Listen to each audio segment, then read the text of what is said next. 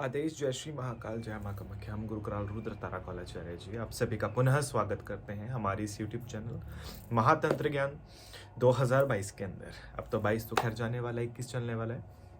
तो शक्ति साधना के क्षेत्र में हम गुरुकुल रुद्र तारा जी आप सभी का पुनः सभी को जय माता दी बोलते हैं। माँ भगवती के अनंत कृपा आप सभी के ऊपर बनी रहे। माँ भगवती उग्र तारा, भगवती शमशान काली अपनी कृपा दृष्टि बरसाते रहे। काफ़ी समय से हमने YouTube के माध्यम से अपने विचार आप सभी के सामने प्रस्तुत नहीं किए। काफ़ी समय से हम भी जो है स्थापनाओं के कारण बड़े मंदिर के अंदर जो है देवी शमशान वासिनी की स्थापनाओं के कारण हम थोड़े से इन दिनों काफ़ी व्यस्त चल रहे थे। हमारा स्केड्यूल काफ़ी बिजी चल रहा था इन दिनों, जिसके कारण हम भी थोड़ा समय नहीं दे पाए जो है YouTube को। लेकिन अब हम जो है रेगुलरली हम वीडियोस बना करके जो है तंत्र की जो है प्रकाशन को आप सभी को फैलाएंगे और भगवती की साधना पद्धति का आगे बढ़ाएंगे। खैर इन सब जो है सांसारिक बातों के मध्य आज का जो टॉपिक ऐसा है YouTube के ऊपर जो ना तो आज तक कभी किसी ने बताया, ना तो कभी कोई बता सकता है, क्योंकि इस टॉपिक के ऊपर ज्ञान ही बहुत कम लोगों को है और जिनको ज्ञान है वो पीछे है, दुनियादारी में है नहीं वो। ये जो हम बताने जा रहे हैं आज का जो रहस्य है, तो ना तो किसी इंटरनेट पे आपको मिलेगा, ना किसी किताब में आपको मिलेगा, ना किसी के द्वारा सुनने में मिलेगा। कोई योग्य गुरु हो तो वो इस विषय में आपको कभी ज्ञान दे सकता है, अन्यथा इस इंटरनेट की दुनिया में तो जो है आपको ये ज्ञान नहीं मिलने वाला जो आज हम बताने वाला है। ये टॉपिक ही पहली बार जो है हम यूट्यूब पे लेके आ रहे हैं। ठीक, आज हम बात कर रहे हैं तांत्रिक हवन कुंडों के बारे में। जैसे हमारे तंत्र शास्त्र में अलग अलग प्रकार के कुंडों का वर्णन आता है। कर्म कांड में भी कई लोग जो है शतचंडी हवन करते हैं, कई लोग अष्टचंडी हवन करते हैं। तो उसमें अलग अलग प्रकार के कुंडों को बनाया जाता है, अलग अलग प्रकार के हवन कुंड बनाए जाते हैं। माँ को तो प्रसन्न, अब आम बोलचाल में तो एक आम इंसान बोलेगा कि माँ को तो प्रसन्न करने के लिए किसी भी प्रकार के कुंड से जो है पूजा की जा सकती है, अर्थात हवन कुंड बनाया और पूजा शुरू कर दी। लेकिन तंत्र में ऐसा नहीं होता है। तंत्र में प्रत्येक चीज की निमित्त कार्य की पूर्ति के लिए, कोई आमुक कार्य की पूर्ति के लिए आमुक प्रकार के हवन कुंडों को बनाया जाता है, जो अलग अलग प्रकार के से साधकों को जो है सिद्धियां प्रदान करते हैं, अलग अलग प्रकार की शक्तियों से साधकों का संपर्क करवाते हैं, अलग अलग प्रकार की शक्तियां उनके सामने प्रकट करके देते हैं। ये कुंडों का प्रकार जो होते हैं आज हम वो जो है बताने वाले कि किस हवन कुंड पर कौन सी साधना करने से और किस विधान से, किस दिशा के माध्यम से करने से साधना में सफलता मिलती है। 10 महाविद्याओं की साधना में हवन कुंडों का क्या महत्व होता है और कौन सी महाविद्या की साधना किस प्रकार के हवन कुंड पे करनी चाहिए और किस प्रकार का उसका मुख होना चाहिए। अपने आराध्य शक्ति, अपने इष्ट शक्तियों के कुंडों को जानने का आज आपको सौभाग्य प्राप्त हो रहा है। आज आपको 10 महाविद्याओं के हवन कुंडों के बारे में जानने का आपको पता चल रहा है आज यूट्यूब के माध्यम से। हम आरंभ करते हैं। पहला जो कुंड होता है, जो सबसे श्रेष्ठ कुंड बोला जाता है, वो होता है सूर्य कुंड। सूर्य कुंड जो होता है, जैसे हमारे बड़े मंदिर के अंदर भी आपने देखा होगा, तो सूर्य कुंड की स्थापना हमारे द्वारा की गई है। सूर्य कुंड होता है वो इस प्रकार से होता है, हम इस पे बना के दिखाते हैं आपको। ये इस प्रकार से देखिए हमने बनाया ना, ये वो गोल होता है संपूर्ण रूप में। देखा होगा जो कुंड गोल बनाया जाता है बिल्कुल, उसे सूर्य कुंड बोला जाता है। इसकी आराधना या इसकी स्थापना उस स्थान पे की जाती है जहां की शक्तियां सूर्य से जुड़ी हुई होती हैं, जैसे बगलामुखी, काली, त्रिपुरा। जहां की शक्तियां उग्र अवस्था में आती हैं, जहां पे काली कुल की शक्तियों की आराधना की जाती है, जहां पे उग्र, डरावनी, भयंकर काले रंग की शक्तियों की आराधना की जाती है, डार्क रिचुअल्स जहां किए जाते हैं, वहां पे सूर्य कुंड की आराधना की जाती है। दूसरा, यदि कोई राजस्व है, अर्थात राजा रंगकार है, रंक तो नहीं बोलेंगे, रंक तो भिक्षुक को बोला जाता है, अर्थात तो कोई राजा है, किसी राज्य प्रजा का भार है उसके ऊपर, या फिर कोई ऐसा साधु संत तपस्वी जिसको पूरे नगर का, पूरे ब्रह्मांड का कल्याण करने की भावना जिसके अंदर बैठी है कि सारा का सारा नगर या जितनी नगरी है वो मेरे है, तो उसके ऊपर बैठ करके वो साधक आराधना करता है सूर्य कुंड के ऊपर। सूर्य के बोल ओम नमो सूर्य सौम्याति सर्वशक्तिभ्यो सर्व पाप नाशिनी सर्वेश्वरी, इस प्रकार से बोला जाता है कि सूर्य कुंड पे अगर ये जो है यजुर्वेदम में भी अगर आप पढ़ते हो तो सूर्य कुंड के ऊपर आराधना करने से आपको जो है राजस्व प्राप्त होता है, कि आपके पास कभी पैसे की कमी नहीं होती जो साधक सूर्य कुंड की आराधना करता है। सूर्य कुंड पे 5 महाविद्याओं की साधना आराधना की जा सकती है। जैसे काली की करने, सूर्य कुंड के दक्षिणामुखी होकर के जो है काली की आराधना की जाए खैर की लकड़ी या नीम की लकड़ी से, तो काली की शक्ति और काली की सिद्धि बहुत जल्दी प्राप्त होती है। उसी प्रकार से यदि सूर्य कुंड के ऊपर बगलामुखी की आराधना पूर्वामुखी होकर के की जाए तो माँ पीताम्बरा सिद्धि शीघ्रता से प्राप्त होती है। उसी प्रकार से सूर्य कुंड के ऊपर यदि महाप्रत्यंगिरे की आराधना जो है पश्चिमामुखी होकर के की जाए तो उसे प्राप्ति अधिक होती है। वैसे ही महालक्ष्मी की जो आराधना है यदि सूर्य कुंड के ऊपर पश्चिम में बैठ करके की जाए तो महालक्ष्मी सिद्ध हो जाती है। तो इस प्रकार से सूर्य कुंड इस शक्ति की आराधना के लिए इंपॉर्टेंट होता है। ये होता है सूर्य कुंड। फिर आता है अर्धचंद्र कुंड।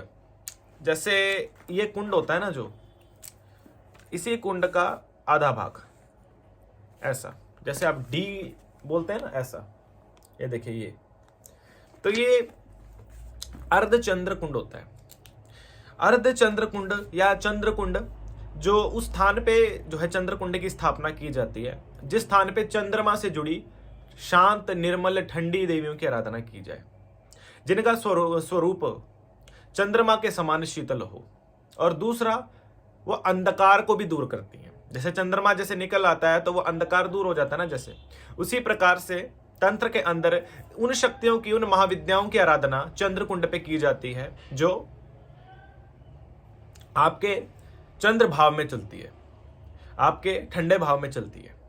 जैसे मां राजराजेश्वरी, कामाख्या और माता बाला भुवनेश्वरी, बाला अंबिका, मां दुर्गा देवी, मां वैष्णवी देवी, राधा देवी, इनकी आराधना जो है वो चंद्र कुंड पे की जाती है। और चंद्र कुंड के भी जो है 4 भाग होते हैं, 10 दिशाएं होते हैं चंद्र कुंड पे भी। यदि दक्षिणामुखी होकर के चंद्र कुंड पे आराधना की जाए तो वामाचार्य देवी की आराधना में बहुत जल्दी सफलता मिलती है। इसी प्रकार से यदि चंद्र कुंड पे बैठ के पूर्वामुखी होकर के अगर जाप किया जाए या हवन किया जाए तो मां बाला भुवनेश्वरी की जल्दी सिद्धि प्राप्त होती है। इसी प्रकार से फिर आता है योनि कुंड।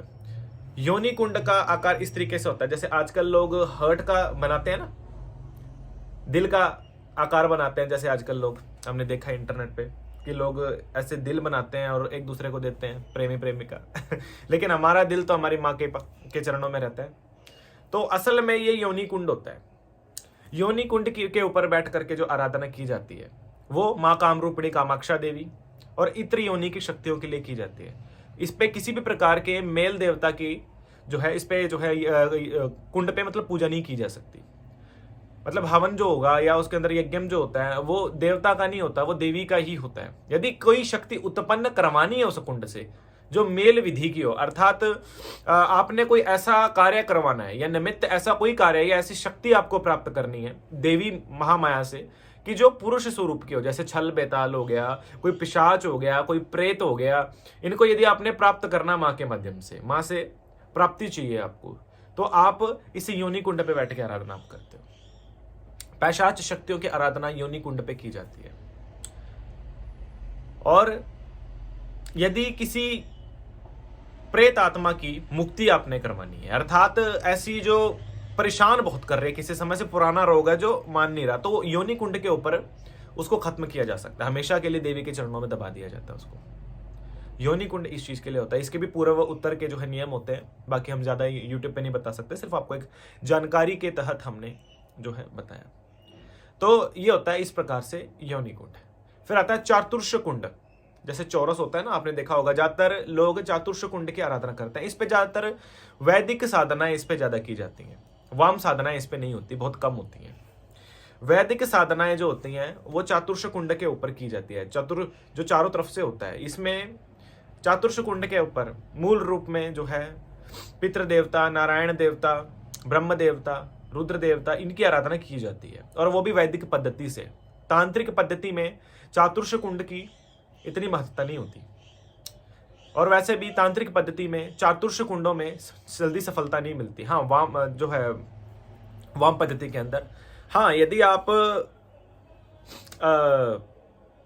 क्या बोलते हैं उसको, कि मतलब यदि आप वैदिक पद्धति की अगर आप साधना करना चाहते हैं, कोई वैदिक पद्धति से यदि आप कोई आराधना करना चाहते हैं, शक्ति प्राप्ति के मार्ग पे आप हैं, तो आप चातुर्ष कुंड पे करिए, बहुत अच्छा रहता है। लेकिन तंत्र मार्ग में चातुर्ष कुंड पे कम पूजा किया जाता है, ऐसा है। उसके बाद आ जाता है पंचकुंड। उसमें जैसे जो चतुर्ष कुंड होता है ना, उसके ऐसे 5 भाग, जैसे पंचकुंड होता है ना, उस प्रकार से बना दिया जाता है। बना के समझा देते हैं।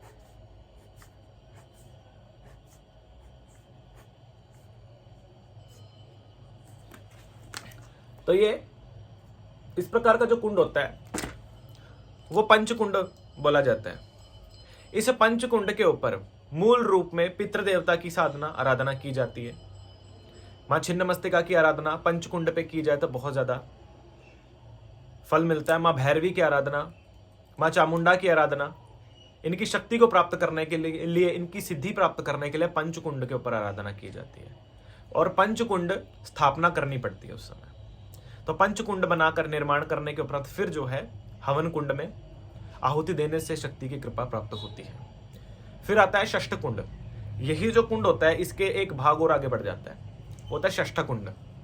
षष्ठ कुंड होता है षष्ठी मैया के लिए, जिसको आप घोड़ बंगालन माता बोलते हो। बाहर की जो माताएं होती हैं, जैसे चौराहे की देवी होती है, उनके लिए, साताक्षरी ब्रह्मरी माता के लिए, ज्वालामुखी की आराधना के लिए इनका प्रयोग किया जाता है। शमशान साधना में भी षष्ठ कुंड का विशेष प्रावधानिक नियम रहता है। तो ये षष्ठ कुंड होता है। फिर आ जाता है तृतीया कुंड। ये त्रिज्या कुंड भी इसको बोला जाता है। ये जो देख रहे हो ऐसा कुंड होता है। भैरव की आराधना के लिए त्रिज्या कुंड सबसे ज्यादा चलता है। शमशान काली की आराधना के लिए त्रिज्या कुंड सबसे ज्यादा चलता है। सबसे ज्यादा इसका प्रयोग किया जाता है, इस कुंड का, त्रिज्या कुंड का। शमशान काली की जिसको सिद्धि प्राप्त करने होते हैं वो त्रिज्या कुंड के माध्यम से अगर करे तो बहुत जल्दी प्राप्ति होती है। फिर आ जाता है सप्तकुंड। सप्तकुंड होता है कुंड को 7 भाग जो है बना दिए जाते हैं, जैसे 7 स्वरूप में विराजित होता है सप्तकुंड। सप्तकुंड पे आराधना वो लोग करते हैं जिनकी आरंभिक और प्रारंभिक दीक्षा हुई हो, जिनका पूर्णाभिषेकम संस्कार ना हुआ हो, जो सप्त चक्र की जागृति करना चाहता हो, अपनी कुंडलिनी जागरण के मार्ग के ऊपर हो, वो सप्त कुंड में जो है करता है। इसमें सप्त कुंड के अंदर विराजित इष्ट देवी, चाहे किसी को बाला भुवनेश्वरी की हुई हो, या फिर किसी को माँ तारा की हुई हो, या फिर किसी को माँ धूमा की हुई हो, माँ उचिष्ट चंडालिनी मातंगी की हुई हो, तो इनकी साधना आराधना सप्तकुंड पे की जाती है। फिर आ जाता है अष्टकुंड। इसका आकार एक लोटस की तरह होता है, समझे, लोटस की तरह होता है इसका आकार। इसके जैसे लोटस के फ्लावर होते हैं ना, वैसे ये बना होता है। ये इस प्रकार से, जैसे लोटस के फ्लावर होते हैं ऐसे, ये देखो ऐसे ये मध्य से होता है। हम सही से बना नहीं पाए। लोटस के जो फ्लावर की तरह इसका आकार होता है अष्टकुंड का। इसके ऊपर सभी शक्तियों की आराधना की जा सकती है। किसी भी महाविद्या की साधना आराधना इस पे की जा सकती है। सबके सब महाविद्याएं इस पे चलती है। तम रज सत तीनों प्रकार की त्रिगुणा शक्ति की आराधना इस पे की जा सकती है। इसको चलाने का नियम बहुत शक्तिशाली होता है, हर कोई इसको नहीं कर पाता, जो ये कुंड होता है। अब बात आ जाती है कि अगर आपको जो कुंड के अंदर जो लकड़ी चलानी पड़ती है वो कैसे चलानी पड़ती है। लोग होते हैं लकड़ियां डाल देते हैं, शुरू कर देते हैं, नहीं, लाइन टू लाइन। जैसे अगर आप प्रथम कुंड में, मतलब अगर सूर्य कुंड में अगर आप आराधना कर रहे हो तो आपको चातुष रूप में, जैसे चिता के ऊपर लकड़ी लगाई जाती है, एक के बाद एक, एक के बाद एक, ऐसे। तो ये लकड़ियां जो लगाई जाती हैं, जैसे चिता के ऊपर लगाई जाती है, वो सूर्य कुंड के अंदर, त्रिज्या कुंड के अंदर, या फिर जो है अष्टकुंड के अंदर, इनके अंदर लगती हैं। और बाकी जो कुंड होते हैं उसके अंदर त्रिज्या रूप में जो है चलती हैं। उसके अंदर ऐसे 3 के ऊपर 3 रख करके ऐसे, मान लो जैसे ये हमारे उंगलियों को लकड़ियां समझो, ऐसे, फिर ऊपर फिर से ऐसे, तो वो इस प्रकार से बनती है। एक स्टार के जैसा उसका शेप बनता है। इस प्रकार से लकड़ियां लगती हैं बाकी कुंडों के ऊपर। ये भी कुंड का एक बहुत बड़ा नियम होता है। अगर किसी अन्य तरीके से लगाया जाए तो वो सफलता नहीं मिलेगी। वो कुंड में आप क्या होती, देवी देवताओं तक नहीं पहुंचती है। अब बात आते हैं कि महाविद्या की साधना में, आराधना में हवन क्यों जरूरी है। अब ये भी हम आपको बता देते हैं। हवन आपकी पुष्टि करता है। जो आप मंत्र जाप करते हो, उस मंत्र जाप को देवी देवता तक भाग बना करके पहुंचाने के लिए, उसकी पुष्टि करने के लिए हवन बहुत जरूरी होता है जीवन के अंदर।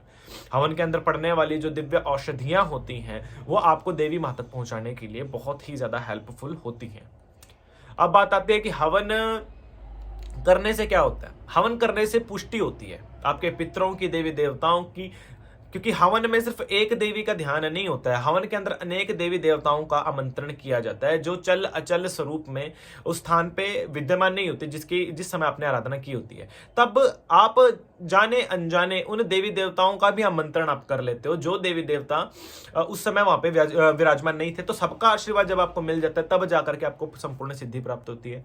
ये कारण होता है हवन पे जो है क्रिया करने का। किसी भी क्रिया को करने के लिए हवन बहुत जरूरी है। जैसे अग्नि दाह संस्कार के बाद जो है तब तक जो है प्रेत आत्मा को मुक्ति नहीं मिलती जब तक उसके पार्थिव शरीर का दहन न कर दिया जाए। वैसे ही तुम्हारी जो सिद्धि को तुम उत्पन्न करते हो तब तक वो सिद्धि देवी तक या किसी तक या तुम तक भी पहुंच नहीं सकती जब तक उसके नाम के हवन ना किए जाए। और हवन को भी करने के लिए एक निमित्त नियम, एक विधि, एक संस्कार होता है हवन करने का। हवन करने के लिए विशेष शक्तियों की प्राप्ति के लिए दिशाओं का विशेष इसमें ध्यान रखना पड़ता है। हवन के अंदर बैठे मुद्राओं का विशेष प्रयोग होता है हमारे तंत्र मार्ग के अंदर। हवन पे प्रयोग करने की जाने वाली हवन सामग्रियों का विशेष प्रयोग होता है। इस बार इस वीडियो के अंदर हमने ये हवन कुंडों का हमने गैप पूरा किया। ये हम सीरीज हम कंप्लीट करते हैं हवन कुंड की।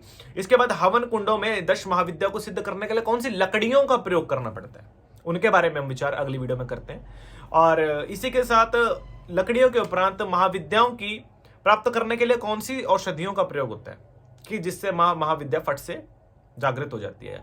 अगर आपको सफलता नहीं मिल रही है तो उन सामग्रियों का प्रयोग करने से आपको सफलता मिलेगी। तो इस प्रकार की जो वीडियोस हैं वो हम जो है आप सभी के सामने लाते रहेंगे ताकि साधकों को जो है सफलता प्राप्त हो।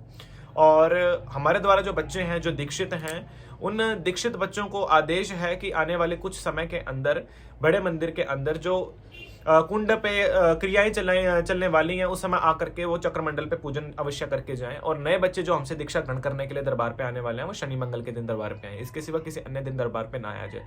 शनिवार और मंगलवार को आने वाली संगत से भी विनती है कि अपने घर से घी घुमा करके लेके आए, नहीं तो जो है दरबार पे पूछा नहीं दी जाएगी।